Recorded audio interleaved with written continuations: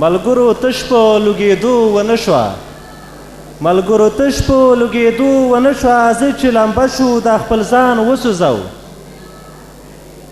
ملګرو تش په لوګېدو ونه شوه زه چې لمبه شو دا خپل ځان وسوځو د نوي تیغ د ټوکېدو دپاره دا زوړ خوړلی ګلستان وسوځو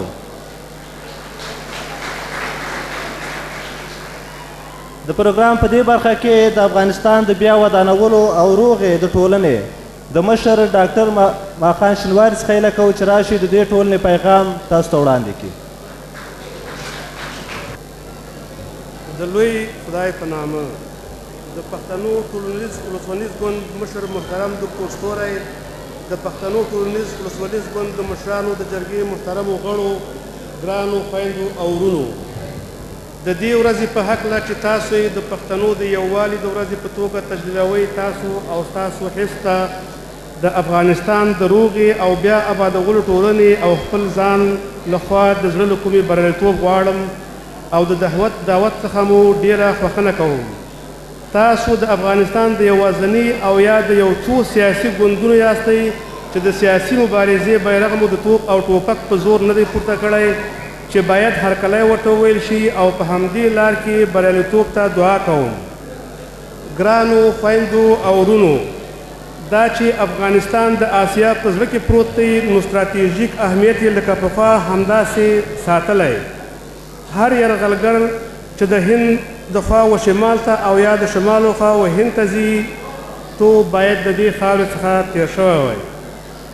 د دې پرابلمونو سره سره چې افغانستان ورسره مخامخ و د افغانستان خلکو د خپلې خاورې تمامیت وساته د افغانستان ستره بدبختي په پخواني وخت کې د افغانستان په زړه کې د ډیورنډ د کرښې تېرېده مګر دې کرښې نه افغانان سره بیل کړه او نه بیلیږي او نه د افغانستان په حکومت دا کرښه په رسمیت پېژندلې دا راته د روسانو د یرغل په وخت کې ښه معلومه شوه چې د افغانستان ټولو قومونو هرې خوا ته ازادانه سفر کاوه او مهاجرو ته هلته داسې نه کتل کېده چې ګوندې دوی په بل وطن کې دي دې مهاجرو همداسې شکل لروده لکه اوس چې افغانان د جنګ له امله ننګرهار او یا مزار شریف ته ځي افغانانو د ډیورنډ د کرښې په هغه خوا خپل ځانونه بیګانه نه ګڼل او نه ورته هلته د بیګانه په سترګه کتل کېدل دې مهاجرو د هغو مهاجرو سره فرق لروده کوم چې نورو هیوادونو ته تللي او دا فرق تر اوسه موجود دی زموږ په خاوره د پخواني شوروي تجاوز ډېرې نه ترمیم کېدونکې ورانۍ منځته راوړي او افغانستان یې د ډېرو بدبختیو سره مخامخ کړ د شوروي د دې یرغل په مقابل کې افغانانو ډېر مقاومت وښود د شوروي او د ټول کمونیزم د له منځه وړلو کې د افغانانو مقاومت یو خورا عمده رول ولوباوه د جهان په مادي او معنوي قومت او د افغانستان د خلکو په ځاني او مادي قربانۍ نه دا چې هغه د هغه وخت شوروي د افغانستان څخه ووتلو ته مجبور شو بلکې جهاني کمونیزم یې د ماتې سره مخامخ کړ د افغانستان په خاوره تجاوز ناکام شو سول جنگ دی دیموکراتیک جهان وګاټه د دیموکراتیک جهان په کومک د ملل متحد د منځګړتوب په اساس د متخاصمو ډلو ترمنځ د یو عبوري حکومت د جوړولو لپاره تفاهم منځته راغی مګر دا د ملل متحد پلان د شوروي جاسوسانو او ځینو ښیو جنګي ډلو د نامقدس وحدت په اساس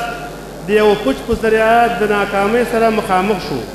په دې اساس په جنګ په افغانستان کې یوه بله بڼه غوره کړه جنګ نو اوس د ښیو او چپو ډلو ترمنځ نه دی بلکې د هغه چا ترمنځ دی چې ګټې سره تضاد کې دي او د ګډو جګړه ماران ښي او چپ سره یو ځای شوي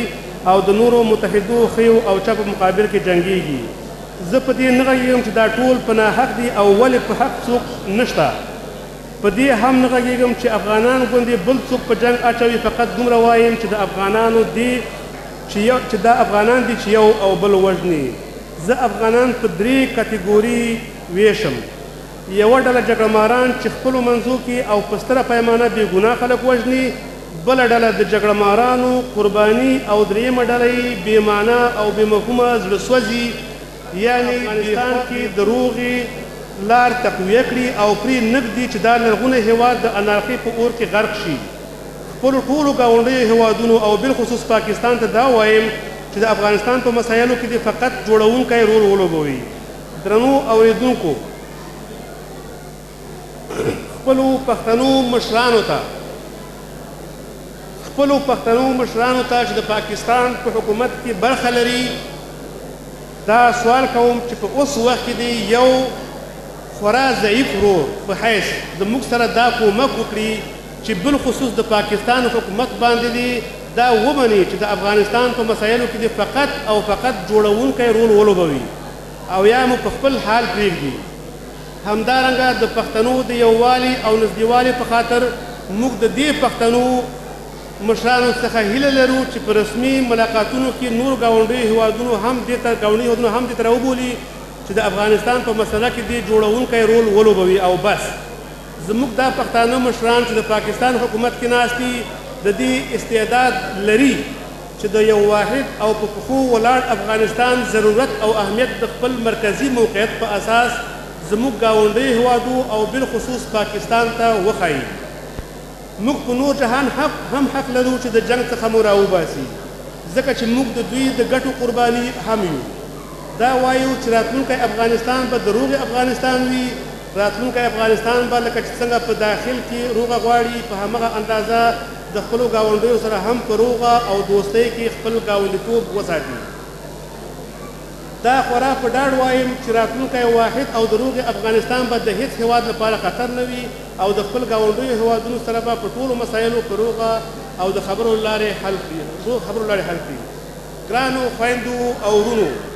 هر د باندنۍ یرغل چې زموږ خاورې ته په سپکه هر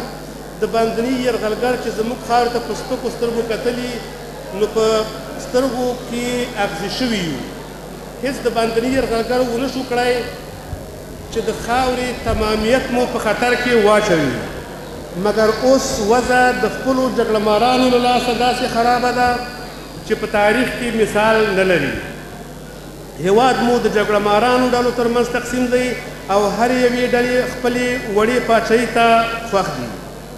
که مرکزي دولت نه وي نو دا جګړه ماران به د همیشه لپاره د باندنیو هیوادونو نوکر وي. هیواد